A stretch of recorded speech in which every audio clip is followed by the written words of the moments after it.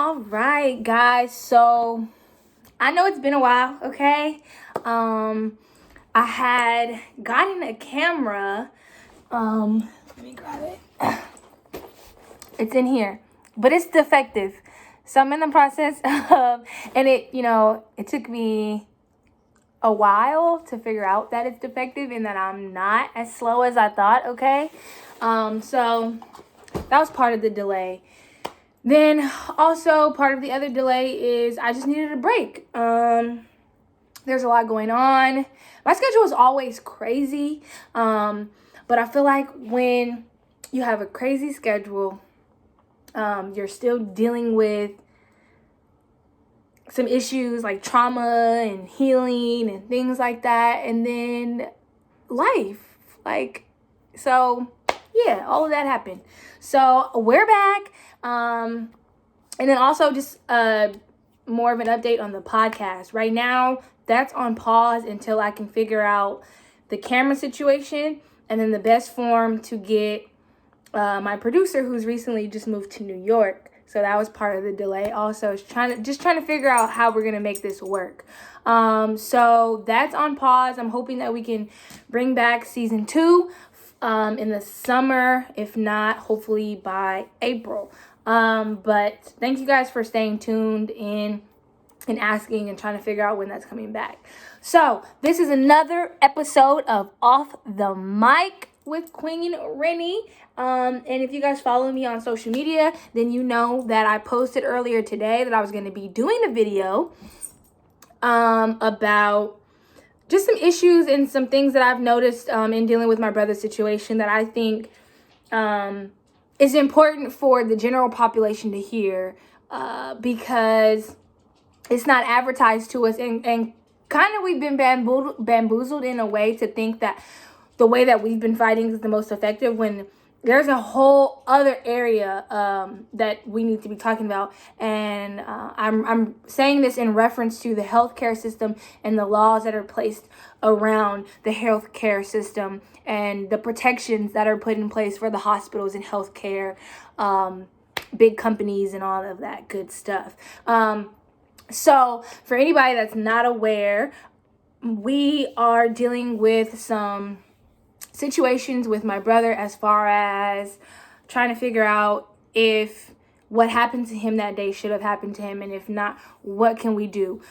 So we've been talking to a lot of lawyers, been in a lot of different conversations with a lot of different people, trying to figure out what steps we need to take. And in doing that, we've actually come to learn that there's some giant hurdles that average people have to jump over in order to seek justice that is fair and right for their loved one or for their situation, whatever it may be, when it comes to the healthcare system and fighting against big corporations like these big hospitals, Kaiser, so on and so forth. And I say Kaiser because they're literally the biggest that I know of and also relevant to our situation. So for anybody that may not have an experience with Kaiser per se, but has some things that they've dealt with as far as the healthcare system in general and the laws around it, this is for you. And I think also this is information that we just need to know in general. Like, we should know how these things work. We need to be informed so that we can be in the conversation, we can be in the know, we can be in these forums where maybe there is some change that needs to be made, and we know exactly where to create that change and how. So I feel like a lot of the fight when it comes to the healthcare system is around healthcare itself, getting affordable and accessible healthcare to everyone. Off tops is super important because nobody wants to be in fear of when they get sick or when their loved one gets sick or has to go to the emergency room or has to have an emergency surgery. Nobody wants to be in fear of not only are they okay, but how are we going to pay for this? And we don't even know if they're okay yet. You should be able to fully focus on your loved one or your sickness or whatever the situation is that's bringing you to the hospital. You should be able to focus your energy solely on that and healing and being with your family and giving them the support that they need to heal instead of worrying about the bills and, oh my gosh, how are we going to pay for this? Or I don't even know if we can have this procedure because we can't pay for this, or let's go make a GoFundMe, and all of these different things. That's stressful. The fact that your loved one is already in the hospital dealing with an illness is already stressful, traumatizing, and taxing on your mental, your body. It's alone. So having to add in the financial stress of things because you don't have proper health care, affordable health care, or health care at all, that's sad. And I think that's been in the forefront of a lot of people's fight for justice within the healthcare system, is usually surrounded by gaining accessible and affordable healthcare so that people can get coverage, insurance coverage, to go to the hospital, to not have to pay these giant fees to get a shot, or to have surgery, or to have a baby, right?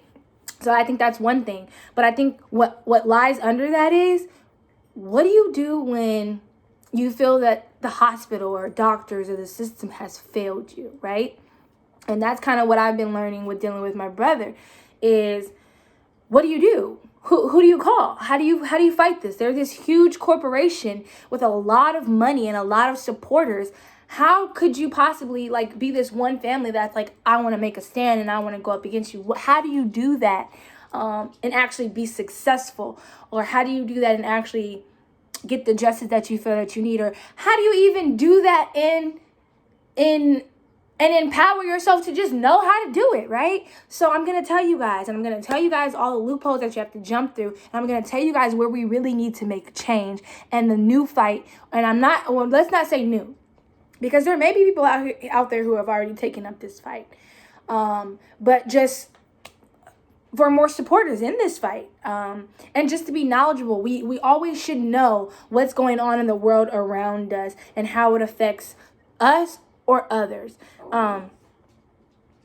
So for instance, say you feel like a hospital did you wrong, or didn't do the right thing, and now you're facing whatever the consequence, an untimely death, or more injuries, or a longer hospital stay, whatever. If you feel like the hospital has failed you, malpractice, wrongful death, whatever. In the state of California, in malpractice cases, you have within the year of injury or death, so a year to the date of injury or death, or 3 years to the date of you finding out about the injury that was caused by a doctor, you have to file a lawsuit. So, and make that plain, in the state of California, there's a statute on medical malpractice lawsuits. And that statute is from the year that the death happened, you have to file a lawsuit. If you do not do it within that year, then you forfeit your rights to ever file a lawsuit against this hospital, doctor, so on and so forth. Where the 3 years comes in is if, say you had an injury during surgery or something and you didn't realize it until maybe 3 months after surgery, then you have a year from the date that you realized that you were injured from then on. But with death, obviously, it's different because they died on that day. Now, sometimes if you don't know why they died on that day and then you find out a few months later, then you go from the date of when you know that there was some malpractice. But for example, let's just use it this way. We have until April 26, 2020 to file a lawsuit against Kaiser because my brother died on April 26, 2019. So we have a year. Now, within that year, that statute of a year, you have to give a 90-day notice to who you're going to file against, to let them know that you're going to be filing a lawsuit against them. And I guess you do this to allow them time to prepare their case, or just be aware that this is coming. Which to me is part of this loophole. So you have this year, right? And then you have 9-day notice. Within this year, you not only have to grieve your loved one, right? You not only have to process what happened, you have to find a lawyer. You have to send this 90-day notice. And what they don't tell you is also in the state of California, there is a cap on medical malpractice cases. So within medical malpractice cases and non-economic damages, there's a cap on how much you can win, which is $250,000. And in all medical malpractice cases, the plaintiff, so the people who are filing the lawsuit, we have to get a doctor or an expert to speak on our behalf, which usually costs you that $250. Ow, sorry y'all, my dog is over here kicking me. But that is what usually costs you that $250,000. So what all the lawyers are, they're afraid. They don't want to lose. They don't want to take this case on and then end up not making any money, because all the money is going to be spent up by that one expert or two experts that you had to find to speak on your behalf, to say, yes, something did not go right. So, he made me lose my train of thought. But anyways, so there's that. So that's a giant hurdle, because every time you call a lawyer, you have to explain what happened. So I and my family have to talk through the entire situation in detail of that day and what it looked like, what we saw, what all of this. That's traumatizing. Not only did I have to experience it, but now I have to constantly relive it every time I talk to another lawyer to try and beg and plead and get them to take this case on. And then you tell them all of this for them to eventually tell you, well, you have a case, but there's this cap. So here it always comes back to the money, which I understand. Everybody has to make a living. Everybody has bills to pay. Everybody has family to support. I get it. Nobody wants to work for free. But it's just a part of this hurdle. Like I'm already spilling my guts to you, reliving something traumatic, for you to tell me you can't take it on because of money. Like, imagine you lost your loved one and somebody's telling you, no, I can't fight for you because of a dollar amount. Like, that's what our lives boil down to at the end of the day, is how much money people can get from us. And that's disheartening, and that's even more traumatizing. And it kind of stunts the healing process, because you keep having to relive this, and you keep having to feel like you're getting shut down, or like people are saying that this doesn't matter enough, or the money comes first. That hurts, right? So that's one hurdle. So not only do you have the statute, not only do you have the statute of 1 year, not only do you have the 90-day notice, but you have to go through the trouble of finding a lawyer, which takes a lot of time and a lot of conversation and a lot of revisiting these wounds. And so then you struggle finding a lawyer. And in this time, time is passing to now where your 90 days is up, but you still keep hearing from lawyers that you have a case, and people keep telling you, oh, I'll refer you to this guy, he can help you. I'll refer you to that lady, she can help you. And you call these people and they tell you the same thing over and over and over and over again. And the reason why these things like the statute and the 90-day notice and things like that are put into place, they're not just to protect the lawyers or process or anything. They're to protect the hospitals, these big medical corporations. These laws are put into place to help them, because if you have only a year to file, that means you got to go through months of figuring out a lawyer, months of even figuring out your case and making sure you have an argument, and then making sure you have that 90-day notice prepared, right? You got to have money to do this. Lawyers cost. You even have to, just to get somebody to write that 90-day notice for you, you have to pay them. Sometimes to have these conversations, you have to pay. And then, obviously to retain a lawyer, that's thousands of dollars. The average person and family does not have that. And these big corporations know that. So they put this law into place so that you get tired out, or you run out of money, or you recognize from the jump that you don't have the money to do this, so you never even try. And then also you have, so the way that they do this, so you guys might be wondering, like, okay, well, how are these medical, like these big hospitals and these medical corporations, how are they able to put laws into place? They're not politicians. Well, we live in a country that breeds off of corruption and breeds off of the top 1% and keeping a 1% and having the other 99% struggle. So we breed off of capitalism, right? So how can you capitalize? How can you benefit from this? How can you make money from this? And if you can't, then we don't want it. That's the type of world that we live in. That's the United States of America that we're so proud to live in, right? That looks at its people as a way of creating more money and wealth for themselves, but not for all. So these big hospitals, these big corporations, they're rich. They have tons of money. So what they do is they sit down with these politicians and they say, well, hey, Bill, I see, you're a politician. So if I give you blank amount of money, can you lobby on this bill for me? And what that means is they go and they pay a politician to go and speak on their behalf on a bill that they've created. And a bill that obviously protects them because it's in their best interest. So that's like me saying, okay, I've created this bill. And this bill says that anybody that wants to sue Sharon has to do X, Y, and Z before doing it. And the things that they put into place are, like I said, these statutes and this cap and things that cost a lot of money that they know we can't afford to do. So if I know I'm rich, then I'm going to put in here, you have to have X, Y, and Z, which costs you tons of money, which I know you don't have, to be able to come for me. And I'll take this bill and I'll go to a politician, because I'm not a politician. I'm not going to be in the room. And I say, hey, I will pay you $100,000 to go and speak on this, bill. And politicians, being, the greedy, sell out most of the time people that they are, and in a capitalist society, how can you blame them? They're going to take that money. They're going to go lobby on that bill.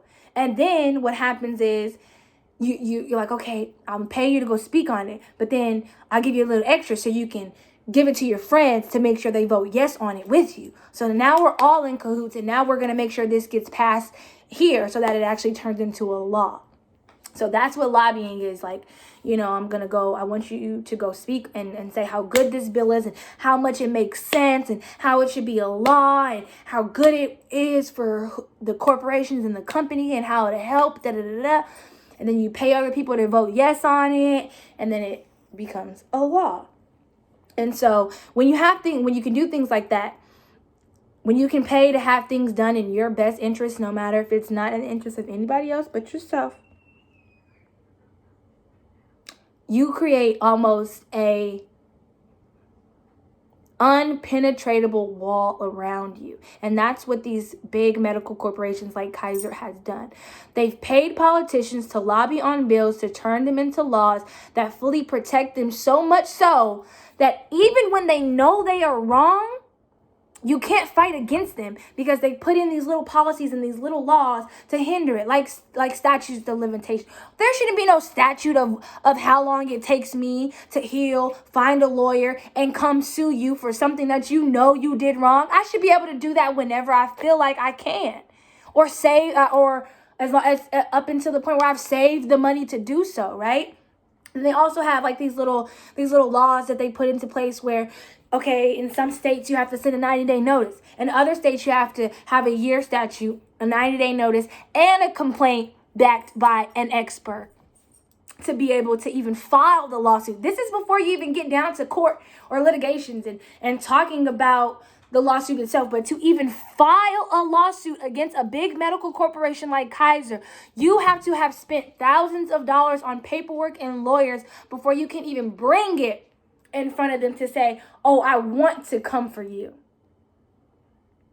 There are literally laws put in place and policy. Well, I'll say laws because policy is there are policies, but I want to speak right now to the laws. So But there are laws put into place to say, before you can even think about suing me, you need to, or after you filed against me now, okay, you filed, you've gotten enough money to find a lawyer, retain a lawyer, get this lawyer to send the 90-day notice, and hopefully you've been able to do this within your statute of limitations, right?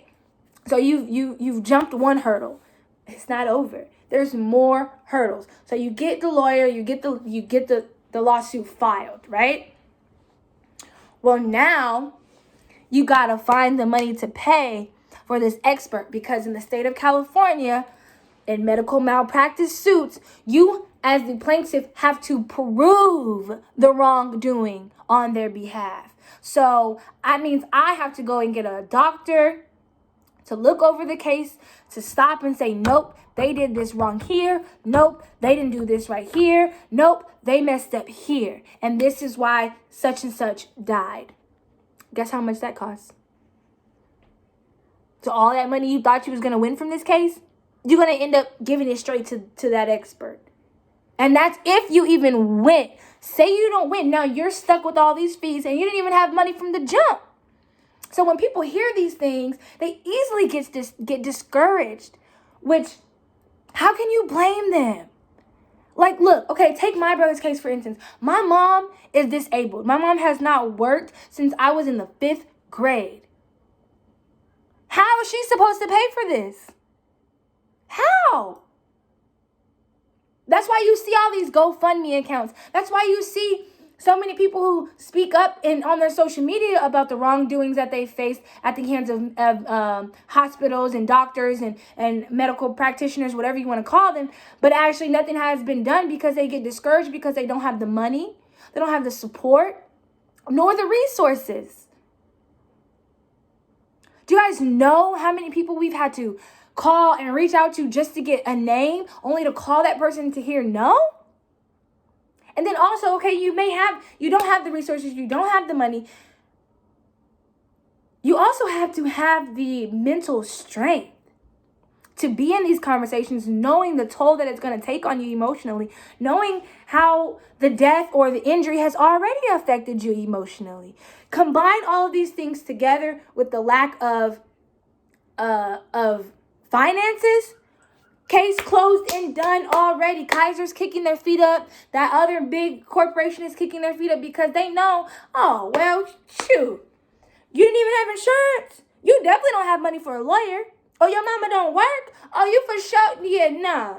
Or are you even educated enough to know how to work this process? To know that you have to call a lawyer to file a lawsuit. To know that you even have grounds to file a lawsuit against a big company. A lot of people aren't or haven't been presented with the education to know that this is even an option for them. So they just throw up their hands. Because imagine if you don't even speak English, or imagine if you're not a citizen yet you've experienced this. There's literally nothing you can do besides them pulling up the fact, oh, you're not a citizen, you're deported. We're going to ignore the fact that we even did you wrong. Right? So you jumped one hurdle and retained the lawyer, hopefully. And now you have to figure out how to jump the other and retaining this expert, right?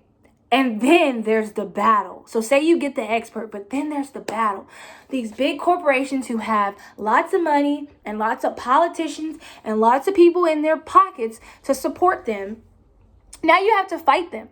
Who they have billions of dollars. So they bring on 10 to 15 different lawyers and 10 to 15 different medical experts to combat your one expert and your one lawyer. And they're already big name. You know when it's like the kid versus the teacher and they tend to, they go with the teacher.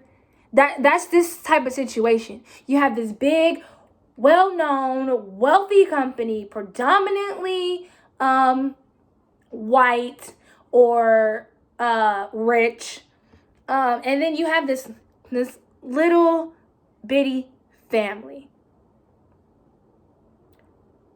who the battle's already lost.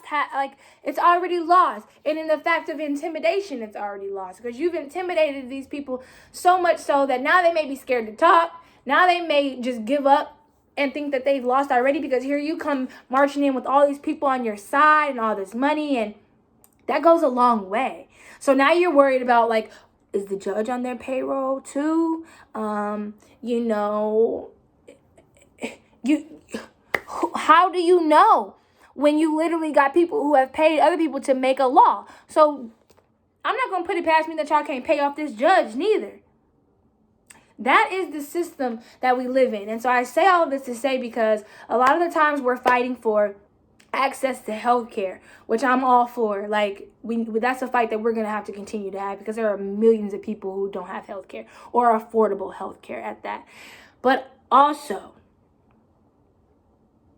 it goes beyond accessible healthcare, and it goes beyond implementing policies, procedures, and practices into these hospitals to make sure they're actually treating their patients with care. It goes all the way to the top, to the lobbying and the money that's being put down on bills that we all know probably shouldn't be put in place because they're only in the interest of the elite. We should be fighting for full reform of the laws, policies, practices, and procedures of the healthcare system in the United States. We should be fighting for them to change the way that lobbying and bills are getting passed, and the fact that it is legal for people to pay somebody else to go and lobby on a bill for them. Like, that should be out. That's a conflict of interest. How am I, who run the company, going to say, oh, I created this bill to protect my company and I'm going to pay you to go lobby? That's a conflict of interest. How can I, the company, create a law that benefits the company? Now, okay, it's one thing if you create a policy or a procedure. And the difference between that is, this is what our company does to protect us, right? So policies like, let's see. What's a good one? Companies can create policies like, employees can't speak out against us.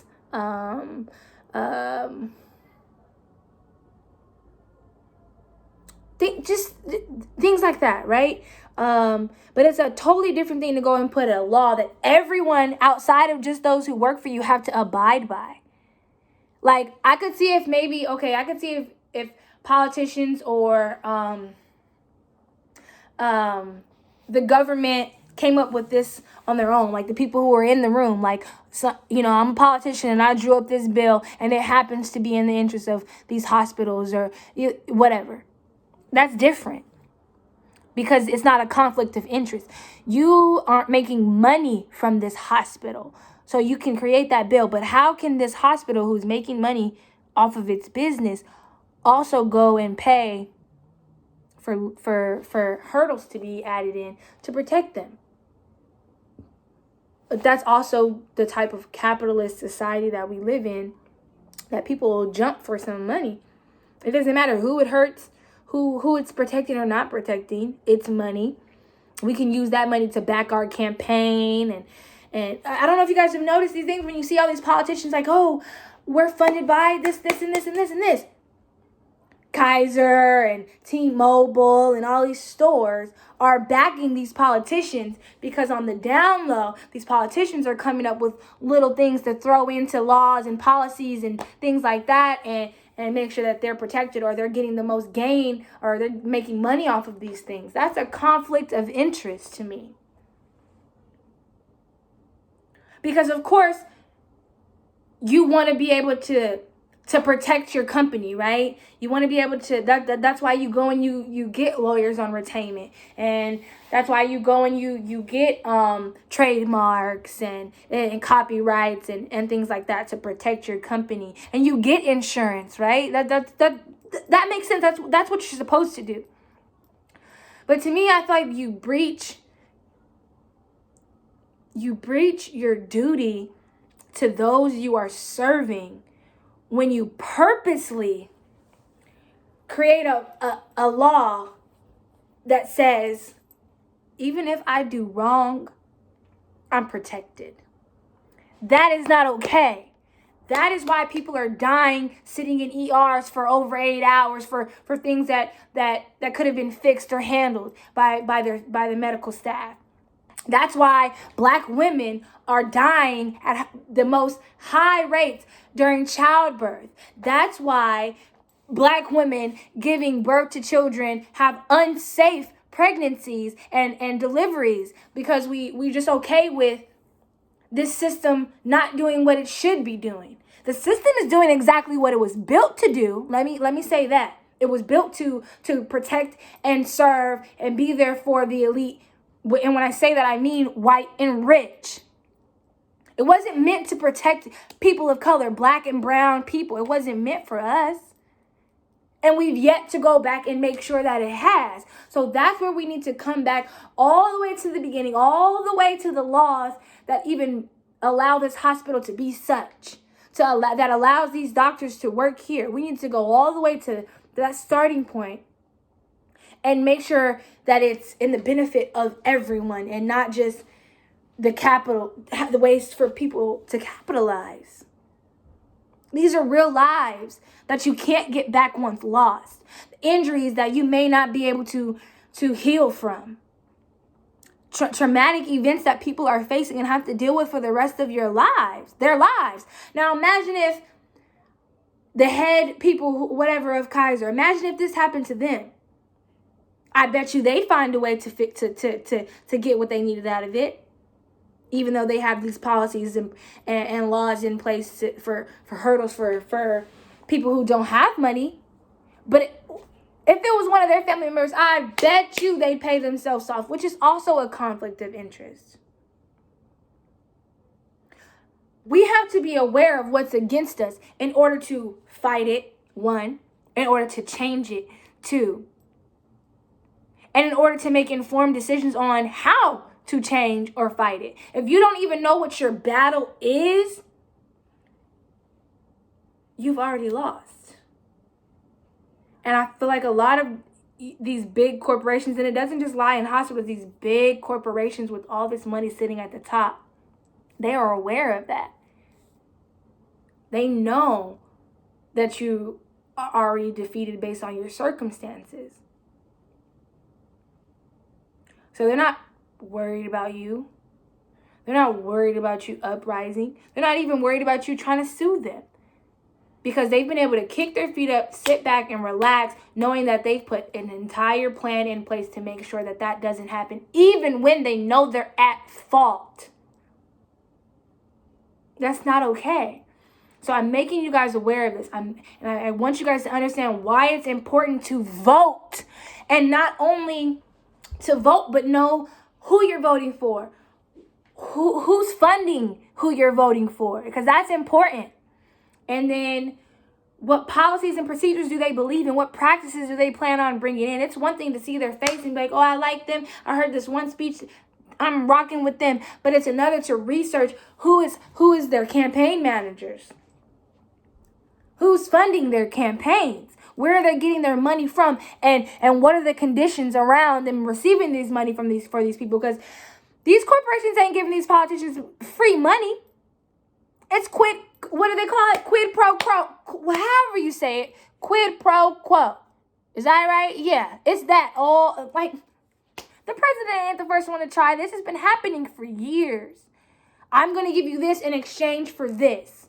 And it's going to advance both of us. So if I'm a corporation, I'm going to give you money to make this law to advance my company. And in return, me giving you this money boost your funding for your campaign or whatever it is you're trying to do as a politician. They working together to climb the ladder while they step on our shoulders to get up the ladder. And we've been sitting in contentment with it because we don't even know that it's happening. So it's no excuse anymore. We know that it's happening. What are we going to do about it? And that's the conversation that I want to have. I want us to generate ideas. I want us to take this information and sit down and say, if this is what it is, then how do we attack this in the most impactful way? And impactful, and what I mean by impactful, I don't mean to just make a scene. Impactful as in there's the wording, the legislation actually changes to implement the ideas that we have around protecting us. There are more of us that are average than there are of them that are elite and rich and white and comfortable and whatever, so be it. But until we take what we know and come together to fight the powers that exist, we ain't gonna go nowhere. Because I don't have the resources all by myself. Neither do you. But if we all came together, we have the resources, the funds, the knowledge, the network and net worth to make something happen. So I peeped this and I had to bring it to y'all because we talk about being revolutionary. We talk about making change. We talk about wanting to go against authority and all these different things in the system. But we have to do something. We have to learn to move past talking. Because the corporations only expect us to do that much. They only expect us to get angry, to riot, protest, and talk about it. They don't expect us to go and sit in city council meetings, to go down to city hall, to be in these government buildings and talk with politicians and reach out to council members and all of these. It's because it's on every level. They don't expect that. So if we can organize and do those things, we're already starting to knock them off of their high horse. No, we may not have the money right away, but you don't always need the money. And that's something that I want to point out is, but the power of people is much larger than the power of money when used properly. If we had the right people that we were talking to on the right platforms, money or not, we could draw the attention. And once you draw the attention, that's when you start to sit down and have the conversation with these people. And you got to make sure all your notes are together, your demands are together. This is what you're doing now. This is what we feel we need, and we're not going to leave until we have this. So let's work it out. It's not an easy battle, for sure. But it can be done. How else have we seen change happen throughout our history? It wasn't always through money. Oh yeah, maybe they can take some money and hand it to somebody, and now the job is done. But we've known for our entire lives that it takes work in the streets, getting your hands dirty, sweating, tears, crying, fighting, whatever you have to do as a people to stand strong so that you can't just be wiped out by people with money. Because if you're not willing to take the money, what are they going to do? Like if we had one politician that just was like, no, I'm not going to take this money because I don't believe in this. Whether it is beneficial to me or not, I don't believe in it, so I'm not going to take the money. If we had people like that, we wouldn't be fighting such a battle. But we got sellouts, and it's real. So I'm bringing this to you guys, like I said, because I want you guys to be knowledgeable on the situation. I want you guys to think about this when you vote in this election. And I want you guys to I want you guys to recognize that what you're voting on as far as presidency is important, but what you're voting on as far as what affects your state and then your city, that's even more important. Read the booklets that they send you. Find out what props you believe in and what props you don't believe in. Research them. Research who's funding them, who's promoting them, who's not promoting them. Don't just take the media and the little clips that they put up there for what it is. Do research. All right? That's all I really got for y'all. I just want you guys to be informed. Yeah. Because it's a battle. It's tons of hurdles. But I feel like if you know this and then you have to fight this fight, being prepared for it is and knowing what to expect, it's a little more easier on your mental health. So, yeah. Queen Renny out.